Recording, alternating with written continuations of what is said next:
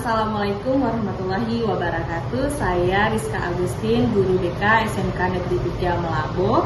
Saya ingin membuat rakit baik bersama guru non-BK tentang 7 jurus BK hebat di SMK Negeri 3 Melabo. Selamat menyaksikan bersama ibu-ibu dan anak-anak saya semua. Selanjutnya, salam pada Rasulullah SAW yang telah membawa kita dari alam kebodohan ke alam yang penuh ketakwaan saja, yang Bapak Ibu dan murid-murid yang saya banggakan. Yang pastinya saat Jumat kemarin kami mendapatkan ilmu guru mata pelajaran, guru wali kelas, dan guru wali. Nah, jadi pada program pemerintahan kali ini, maksudnya ingin pembelajarannya kan sudah deep learning. Tentunya di bidang BK pun harus juga deep kepada peserta didiknya. Gitu. Jadi ada 7 jurus yang guru BK dan guru non BK ataupun bapak ibu guru yang harus kita ketahui. Yang pertama itu ada jurus kenali potensi, ya. Tujuannya guru mampu membantu murid untuk mengenal potensi diri dia. Itu ada 3 asesmen.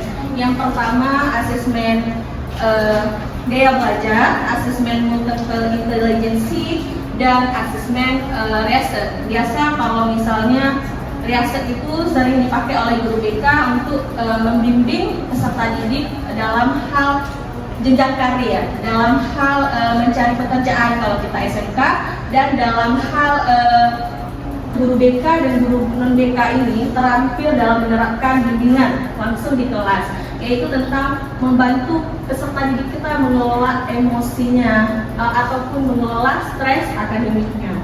Terus ketiga, jurus tumbuhkan resiliensi. Tujuannya guru mampu membantu murid dalam membentuk grow mindset yang menumbuhkan resiliensi ataupun daya lenting sehingga mereka berkembang secara optimal pada aspek pribadi, aspek sosial, akademik, dan karir. Ini saya sudah lakukan OJL-nya di kelas 10 Tata Busana, kelas Bu Yuli ya. Kemudian ada jurus yang keempat, itu jaga konsistensi. Tujuannya guru mampu mengembangkan kebiasaan karakter positif kepada murid yang dikembangkan berdasarkan nilai-nilai agama dan budaya. Kalau kata lainnya, jurus jaga konsistensi ini tidak jauh-jauh dari disiplin positif. Ibu-ibu kenal disiplin positif kan? Nah, ini jaga positif atau konselor dan guru non BK mampu menjalin koneksi dan melakukan komunikasi empatik dalam upaya memberikan dukungan awal kepada peserta didik sesuai dengan kebutuhan psikososial. Yang artinya dijalin koneksi ini Bapak Ibu. Di sini adalah peran guru yang mata pelajaran Bapak Ibu semua, yang pastinya guru umum, guru kejuruan dengan jalin koneksi. Yaitu yang keterampilan harus dikuasai. Yang pertama, komunikasi empatik. Bagaimana kita merasakan apa yang siswa kita rasakan. Kemudian memberi dukungan awal. Baik, jurus ke-6, bangun kolaborasi. Di sini sangat penting untuk sekolah kita membangun kolaborasi. Tanpa kolaborasi ini tentunya sekolah ini tidak bisa berdiri, ya kan Ibu? Jadi guru BK dan guru kelas menguasai kompetensi sebagai penghubung partisipasi semesta antara keluarga, sekolah, masyarakat, dan media, serta berbagai pihak dalam melaksanakan proses bimbingan karakter dan pengembangan potensi murid secara personal. Jadi di sini semua stakeholder. Kemudian ada jurus yang ke-7, menata situasi. Guru mampu mengoptimalkan peran seluruh ekosistem sekolah dalam menciptakan iklim sekolah yang aman dan nyaman dan menggembirakan. Tentunya siswa kita ini butuh sekolah yang aman dari kekerasan seksual, aman dari perundungan tentunya, dan nyaman untuk dia belajar dan menggembirakan ketika guru memberikan pembelajaran di kelas. Kemudian saya ingin fokus kepada 2 jurus. Yang pertama jurus kenali potensi. Ya, tujuan dan alasan memilih jurus ini ya Bapak Ibu, tentunya guru mampu membantu murid mengeksplorasi potensi, minat, dan bakat melalui teknik asesmen pendidikan. Ada alasan memilih jurusan satu ini karena berdasarkan observasi awal saya tentang kelas 10 busana itu ataupun 10 kelas jenjang 10 itu belum mengetahui gaya belajarnya. Secara spesifik kan kalau asesmen yang paling spesifik untuk menentukan meningkatkan hasil belajar mereka tahu dulu apa itu gaya belajar mereka agar mereka mudah sampaikan kepada Bapak Ibu, semoga dapat diterapkan kepada anak-anak kita dan apa yang telah Ibu ojelkan ke kalian, Nak, semoga dapat bermanfaat juga untuk daya lengkap kalian untuk pola pikir bertumbuh. Ya, Ibu akhiri sampai di sini saja. Terima kasih atas kontribusinya. Assalamualaikum warahmatullahi wabarakatuh. Ternyata belum menerima materi gaya belajar dan belum pernah tes. Jadi sangat kebetulan untuk saya memilih jurus tersebut. Untuk hasil kalau siswa kita itu sebenarnya sering kan ibu-ibu kita mendengarkan siswa kita, Bu, saya masuk ke SMK ini gara-gara ibu saya. Padahal setelah kita tes gaya belajarnya, rupanya emang banyak di estetik, emang cocok menjadi siswa SMK yang entah itu tata busana, mendayung. Anak-anak punya cita-cita, anak-anak punya tujuan. Dan saya untuk memberikan hasil gaya belajar yang telah kami inikan kepada Ibu Yulia selaku wali kelas kemarin. Nah, Bapak Ibu boleh ibu-ibu ataupun anak-anak boleh berdiri sebentar, kita ini simulasi jika ada yang sesuai dengan diri Bapak Ibu. Ya, entah itu visual, entah itu kinestetik. Jadi pernyataannya yang pertama sampai beda. Dengan informasi sudah siap. Siap ya. Lebih mudah mengingat informasi dalam bentuk gambar, grafik, warna atau tulisan. Maju apabila cocok. Ya, maju apabila cocok. Ya. Kemudian mundur lagi. Yang kedua, senang membaca ataupun mencatat. Ada yang senang, ada yang enggak ya, ada yang baca, ada yang enggak. Yang ketiga, cenderung mudah mengingat informasi jika dengan cara memperagakannya. Guru SMK banget. Mudah mengingat informasi yang didengar seperti lagu, cerita, atau percakapan. Oke. Kemudian lebih cepat paham jika informasi disampaikan secara lisan. Oke. Belajar lebih efektif dengan menyentuh, bergerak, dan melakukannya langsung. Oke, satu. Cenderung mengulang informasi dengan cara mengucapkannya. Yes. Oke. Tertarik pada tampilan visual seperti diagram, mind mapping, video, ilustrasi, atau slide presentasi. Kayaknya rata-rata. Sering menggunakan gerakan tangan saat berbicara atau belajar. Kecerdasan majemuk. Tadi setelah gaya belajar. Kecerdasan majemuk itu yang pertama cerdas verbal linguistik. Yang pastinya kalau kita menjadi guru harus ada kecerdasan linguistiknya, verbalnya, ya kan? Kemudian kecerdasan interpersonal, kecerdasan menghargai diri sendiri. Kalau interpersonal ini sosial, maaf ya, sosial kita. Tentunya kita udah punya juga nih pastinya, karena kita seorang guru. Kemudian kecerdasan natural itu mencintai alam. Kemudian kecerdasan moral dan eksistensial ini lebih ke hukum, kecerdasan logis matematika, tentunya guru matematikanya. Kemudian kecerdasan interpersonal yaitu menyayangi diri sendiri, kecerdasan kinestetik ya itu bekerja tadi ibu-ibu kejuruan pasti tentunya punya kecerdasan kinestetik ini. Kemudian kecerdasan visual spasial yaitu tentang gambar-gambar, pastinya guru busana pasti ada ya. Nanti lebih sering membuat mapping, lebih sering menggunakan warna-warna di bukunya pastinya. Pastinya itu semua harus kita lakukan di pembelajaran kita gitu. 3 gaya belajar ini pasti ada di dalam satu kelas itu dan harus kita berikan kepada siswa kita. Nah, ini hasil rekapan di kelas Bu Yuliana, kelas 10 tata busana. Ini seperti Anissa Fadila, dia memang kecerdasan naturalisnya lebih tinggi, tapi gaya belajarnya itu ini visual. Dia memang sering menggunakan cacat warna buat memiliki. Kemudian yang lainnya, yang ini ada yang dapat tiga-tiganya lebih dominan, Fatina, sama kecerdasan interpersonal. Jadi untuk kecerdasan multiple intelligensinya banyak kecerdasan intrapersonal. Anak-anak kita sangat menyayangi dirinya. Bapak Ibu ada yang tahu resiliensi itu apa? Belum. Anak-anak ada yang tahu? Sudah? Coba. Apa itu resiliensi? Daya lenting, ya. Jadi kebetulan saya memberikan ke kelas 11 tentang tumbuhkan resiliensi, tentang daya lenting, ketahanan Bapak Ibu. Ya, resiliensi, daya lenting dengan memberikan grow mindset, gitu ya, dengan memberikan pemahaman grow mindset, yaitu pola pikir yang bertumbuh, bukan fixed mindset.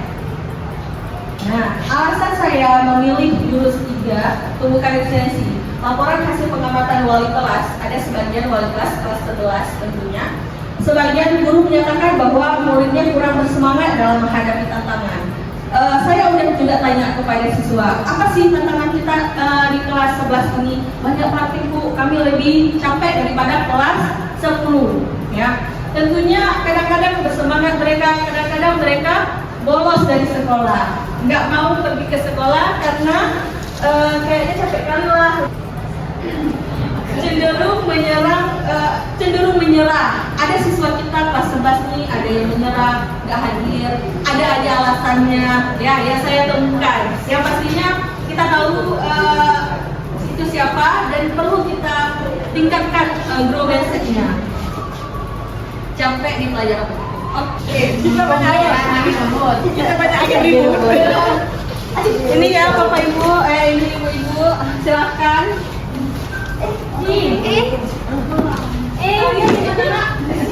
Oke. Agar bisa menjadi pemenangnya. Akan ada angin ribut yang mengujinya. Jadi siapa perwakilan dari ibu-ibu yang menjadi angin ribut? Waduh.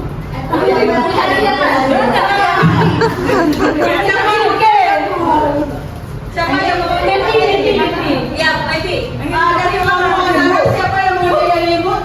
Siapa? Anak ada tenaga. Siapa lagi ya? Siapa udah tahu dia. Akan jika menara roboh akan ada kesempatan kedua untuk ini. Saya bagi waktu 5 menit aja ya, Bapak Ibu. Ayo. Anak-anak. Jadi bangunlah menara setinggi mungkin. Saya memberikan ini sedikit sama dengan ini untuk mengokohkan menara Bapak Ibu dan mengokohkan menara anak-anak. Tapi anak-anak udah makan kayaknya.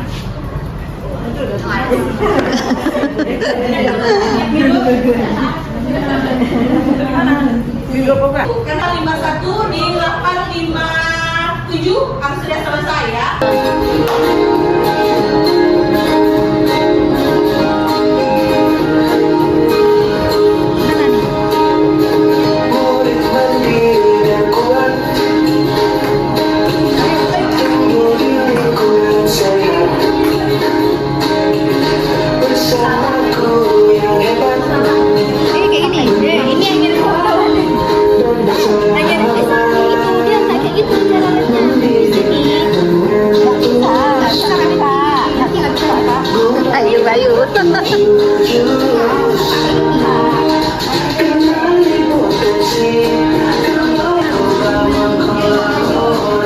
Yang penting kokoh.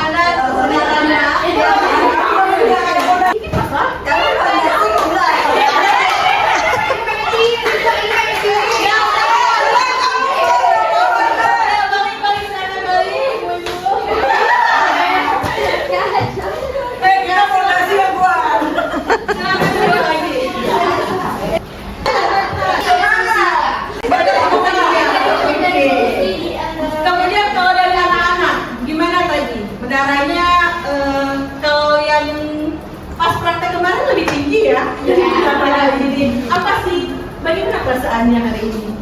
Apakah begitu tidak semangat? Enggak. Semangat. Tapi kenapa juga menaranya tidak tinggi?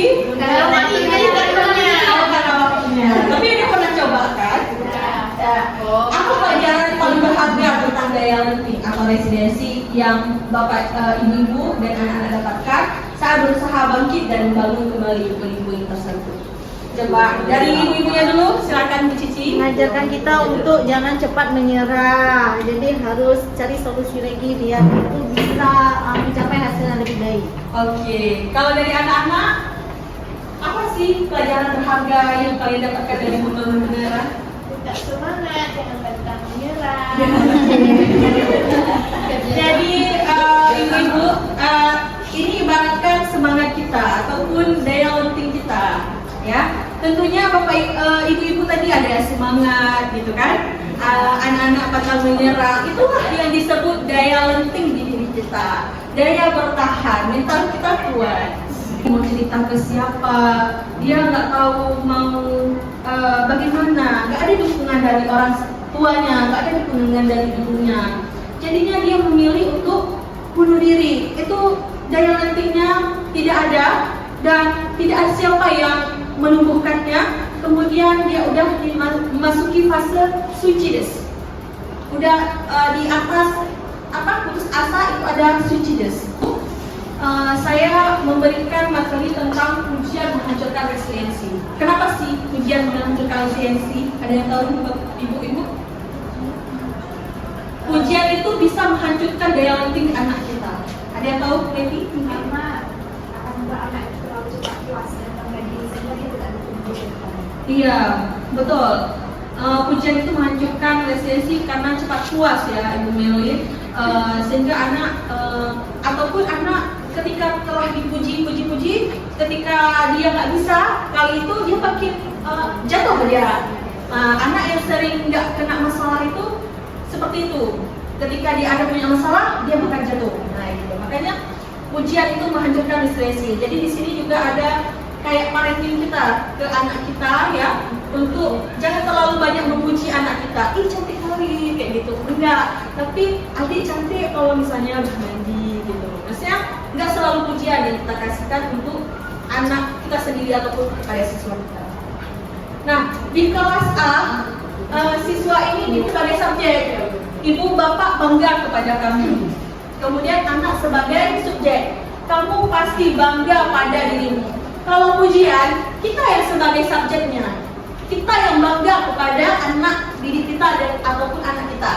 Tapi kalau misalnya dukungan, anak sebagai subjek tersebut, kamu pasti bangga pada dirimu. Kita tanamkan segala sesuatu proses yang dia lakukan, itu dia harus bangga dulu kepada diri dia sendiri, ya, bukan untuk membanggakan kita, tapi untuk membanggakan diri dia. Kemudian orang dewasa, kalau misalnya pujian, orang dewasa sebagai pengontrol. Bapak ibu senang kalau kamu dengar nasihat kami. Sering kan kita bilang seperti itu ibu? Ya, itu gak akan berubah anak-anak, ataupun mudahlah kemudian nanti. Ketika kita memberi kepercayaan, ibu, bapak atau bapak percaya kamu bisa belajar dari kesalahan. Nah, ketika apapun, padahal peluangnya sangat besar. Di sini ibu-ibu punya tugas nih sebagai aplikasi dari pujian dan dukungan. Ya, kalau anak-anak kemarin saya suruh latihan buat kalimat mindset, kali ini ibu-ibu aja yang ini ya. Tentang apresiasi, koreksi. Lapisan pertama ini diawali apresiasi, kemudian di tengahnya koreksi, yang di akhirnya diakhiri apresiasi lagi. Contohnya ya ibu-ibu, jadi ibu-ibu ada 5 nih, siswanya juga ada 5. Nanti kita praktik untuk memberikan apresiasi, di tengahnya koreksi, kemudian apresiasi lagi, ya. Ini contohnya, Bapak apresiasi kamu sudah mengerahkan upaya terbaikmu. Kemudian lanjutkan bagaimana agar kamu bisa mengurangi waktu nonton dan menghabiskan lebih banyak waktu untuk latihan. Kemudian di sini juga Bapak percaya kamu pasti bisa. Bisa? Bisa ibu-ibu? Bisa. Anak-anaknya cuma terima aja ya. Oke. Buat tengahnya koreksi. Coba tuh bagaimana? Ya, saya beri apresiasi dulu. Kamu apa permasalahannya? Udah. Itu aja. Tunggu ya, ada yang lain yang juga proses.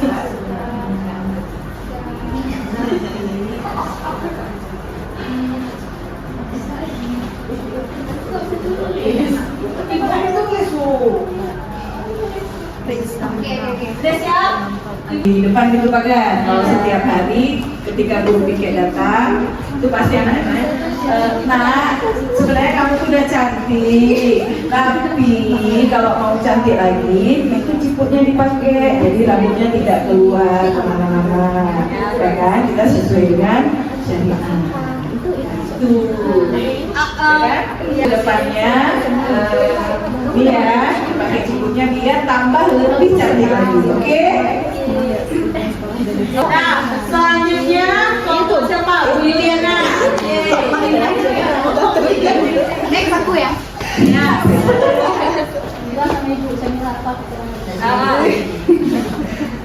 Tadi kan mapel bahasa Indonesia kan, kami sering menulis cerpen, puisi dan sebagainya. Coba saya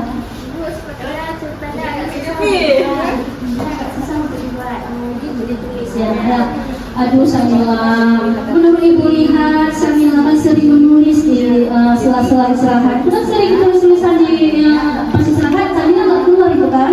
Ibu sering loh melihat tulisan Samila.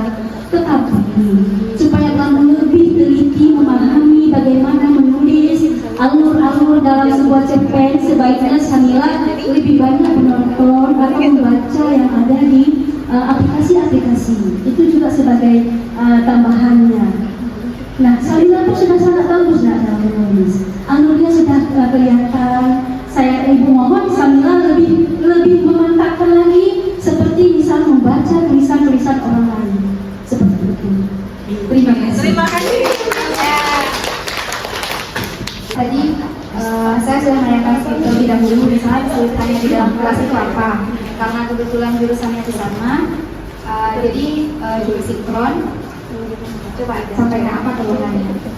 Bu, kalau menggambar desain tuh suka susah, hasilnya nggak sesuai ekspektasi. Berikan apresiasi apa? Koreksi ya, apresiasi dan koreksi lagi. Gambarnya untuk pemula ini sudah cukup bagus karena kita bisa melihat bentuk atasnya seperti apa, kemudian lengannya bagaimana.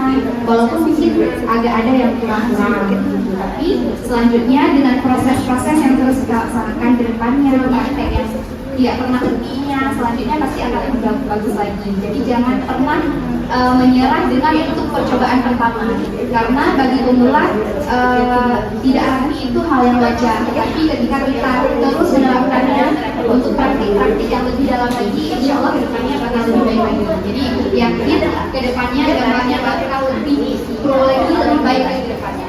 Oke, terima kasih. Yang sudah pernah terjadi ya di dalam kelas, kebetulan saya juga guru wali sekaligus guru mata pelajarannya. Kebetulan memang ini terjadi pada beberapa saat kemarin itu kami ada snack dan dia itu banyak terlambatnya. Terus saya kasih apresiasi, kamu bisa. Ini ya, saya praktekkan langsung ya. Ada situasinya itu dia menampakkan hasil jadi setelah beberapa minggu pengerjaan. Sebetulnya itu bisa dilakukan dalam hanya 2 hari akhirnya siap, ya. Jadi pada saat dia kasih, saya mengapresiasi yang pertama itu. Nah, ini sudah bagus, ternyata bisa kan kamu siapkan dalam 2 hari. Jadi untuk ke depan jangan terlalu banyak bermain, fokus saja pada pengerjaan. Maka pengerjaan itu akan melakukan hasil. Nah, ini sudah sangat bagus.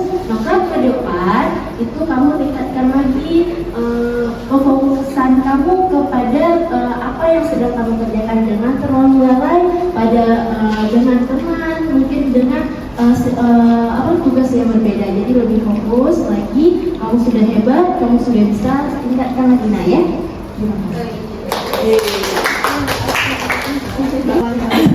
Waalaikumsalam.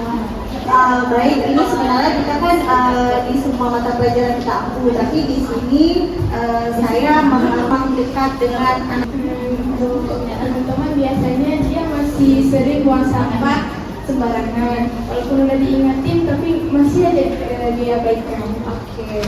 Jadi apresiasi di sini adalah alhamdulillah untuk kita lihat Nak ya, sekolah kita di sini sudah menunjukkan ke sekolah yang memang bersih, lingkungannya asri dan adem. Mungkin di sini yang perlu dikoreksi adalah mungkin nanti ke depannya anak-anak itu semua bisa secara bersama-sama menjaga kebersihan lingkungan lagi untuk bisa membuang sampah pada tempatnya sesuai dengan tempat sampah, baik itu organik, non organik dan kebutuhan tempat sampah kimia lainnya. Dan ibu yakin kalian insya Allah pasti bisa untuk membuat sekolah ini lebih bersih ke depannya, karena kebersihan itu sebagian daripada iman. Terima kasih. Assalamualaikum warahmatullahi wabarakatuh. Sedikit lebih ke sharing ya. Saya sudah melakukan untuk jurus yang pertama itu gali potensi. Kan kebetulan saya di konsentrasi keahlian itu memang akan ada setiap tahun itu ada anak yang jika kita tarik ulur ke belakang kenapa dia masuk SMK seperti ibu tadi katakan, tapi kalau kita lihat hasil bisa. Dan ini saya sudah melakukan mengeluarkan kemampuan saya untuk juga Bu Meti udah melakukan observasi ataupun pertanyaan wawancara itu? Iya, melakukan observasi sekaligus sekarang praktek. Kenapa dia tidak bisa, karena ini kan permasalahan setiap tahun, kenapa dia tidak bisa seperti temannya, walaupun kemampuan anak untuk belajar, apalagi ini kejuruan, itu kan tingkat anak itu berbeda-beda ya. Nah itu saya mencari solusi, selalu merevisi setiap anak ini, oh ini berarti ada kebutuhan khusus. Kebutuhan khusus itu artinya beda perlakuan dengan teman-teman yang lain. Saya sudah melakukan, oh kamu belum siap gunting, belum jahit, coba kamu setelah gunting kamu jahitnya pakai ini dulu, nanti dia mudah. Tapi kenyataannya anak sudah saya suruh, sudah betul, pas prakteknya dia tidak datang.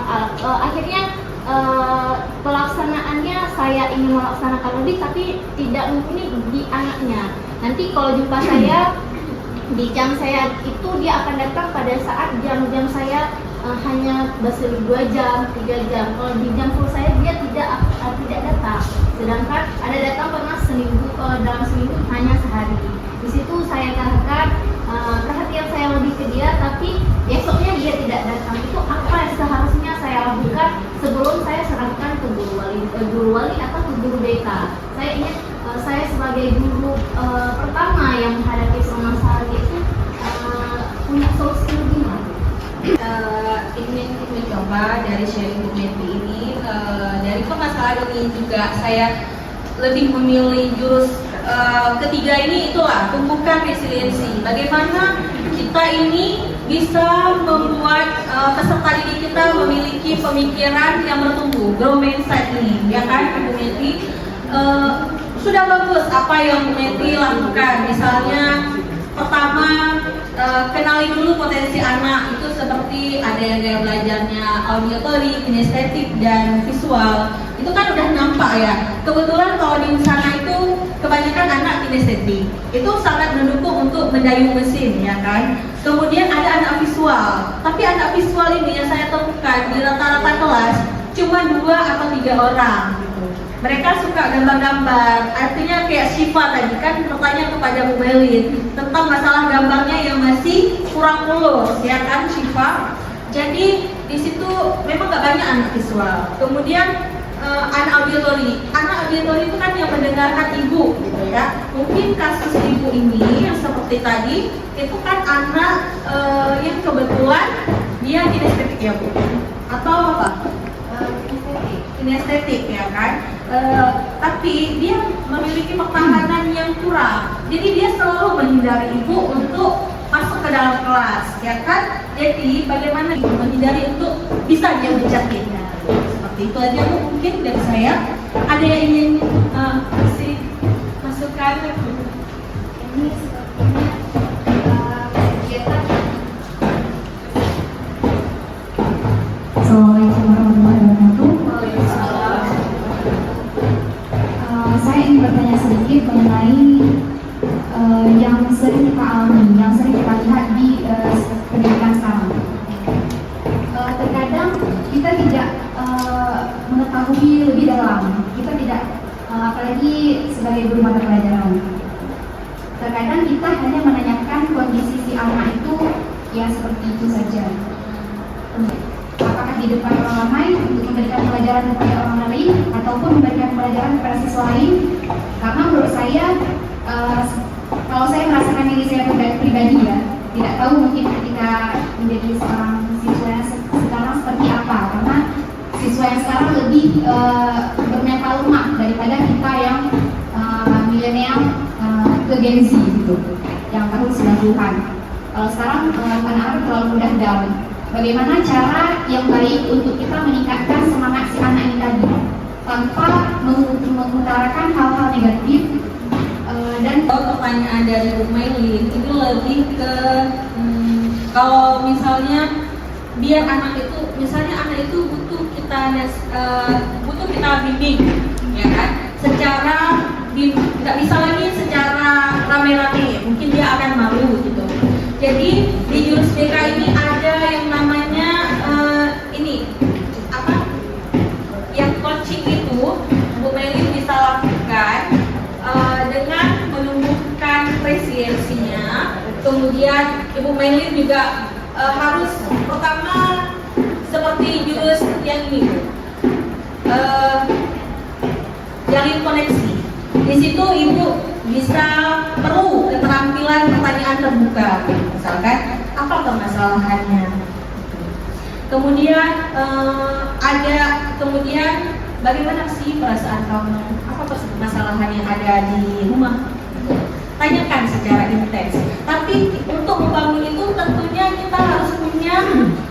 Jadi kalau di BK itu kita tuh harus terima apa adanya murid, mau itu bandel, mau itu apapun yang udah dicap sama orang ke anak, kita harus terima. Kami harus terima.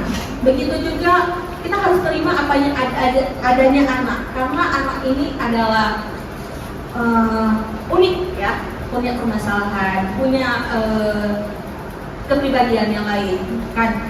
Jadi Ibu harus pertama dekati dulu psikologisnya, kemudian Setelah ibu tahu pasti ibu bisa udah nyaman, anak-anak duduknya udah nyaman, dia bercerita dengan kita, baru kita kasih bimbingan gitu, kasih coachingnya ke anak-anak. Tapi dengan ibu pernah tahu nggak segitiga restitusi yang di Merdeka Belajar? Ya, dengan segitiga restitusi itu ibu dapat menerapkan segitiga restitusi itu untuk memecahkan permasalahan anak. Ya, untuk itu dari situ kita bisa lola emosi dari siswa kita tersebut. Kami suruh dia nangis sampai dia puas nangis, baru akan ditanya, coba ceritakan ke ibu. Boleh ibu tahu permasalahan kamu?